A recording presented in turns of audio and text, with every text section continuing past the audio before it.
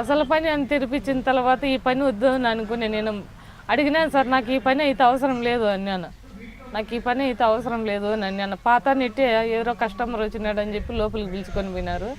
ఆ లోపలికి పిలుచుకొని పోతే అతను కూడా కొత్త పాప వచ్చిందంటే అక్కడ నానా హింసలు పెడతారు సార్.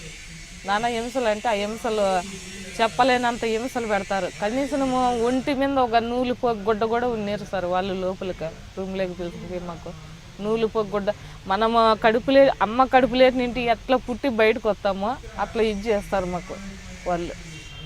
అంత నానా హింసలు వాళ్ళు చెప్పినట్టు చేయకుండా పోతే వాళ్ళు సిగరెట్లు తగాలుతారు, బీడీలు తగాలుతారు, లేదంటే మందు తెచ్చింటే మందు దాపుతారు. వాళ్ళు ఈ మత్తి మీద అయినా ఎట్లయినా చేస్తారులే అని అట్లాగ సాట్లు పడి బాధలు పడి కష్టాలు పడి కనీసం మా అమ్మకు నేను చెప్పినట్టు పని చేయలేదని చెప్పి నాకు కన్నల నిండుకు కారం పెట్టి నోటి నిండుకు కారం పెట్టి ఒక్క నెల అంతా అన్నము నీళ్ళు లేకుండా చేసినా సార్. నేను ఆడ మొదటిసారి మీరు కస్టమర్ వచ్చి వెళ్ళినప్పుడు మీరు వెళ్ళిన పని ఏమో ఇంట్లో పని కోసం వెళ్ళారు.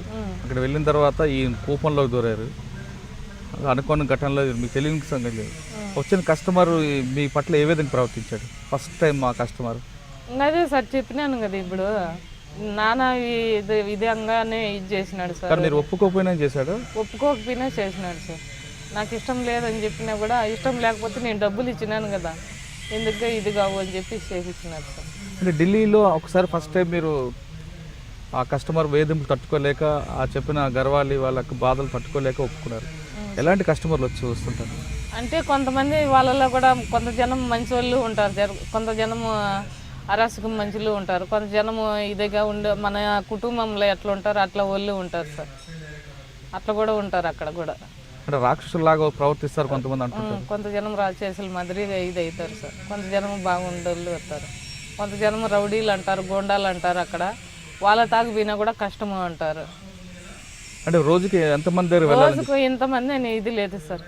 ఒకరని లేదు, ఇద్దరని లేదు, ముగ్గురని లేదు, నలుగురని లేదు. వారు రేయిం బొగులు అదే పని మీదనే ఉండాలి. మేమైతే అంటే ఒక మిషన్లా పనిచేస్తాం, ఒక మిషన్ మాదిరే పని చేస్తూనే ఉండాలి. నైట్ కూడా ఏం నిమ్మలం కూడా ఉండదు. కనీసం తిండి తినే కూడా నిమ్మలం ఉండదు. వాళ్ళు ఎక్కువ కస్టమర్ అది ఒకరు కానీ ఇద్దరు కానీ ముగ్గురు కానీ నలుగురు కానీ లోపలే కస్టమర్లు పెట్టుకొని ఒకరి మించి ఒకరు ఇది చేసుకుంటానే ఉండాలి సార్. అది లోపల కూడా నువ్వు వేరే వాళ్ళ తాకి మళ్ళీ వేరే వాళ్ళ తాకి పంపించకూడదు. నీ తాకి ఎంతమంది కానీ అంతమంది నువ్వే ఇది చేయాల.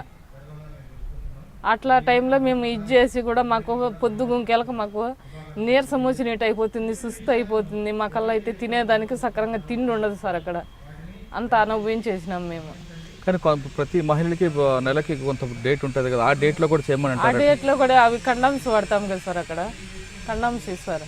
అదే పనిగా డబ్బాలు బాక్సులు తెప్పిస్తారు సార్. అవి వేసుకొని ఇది చేయమంటారు.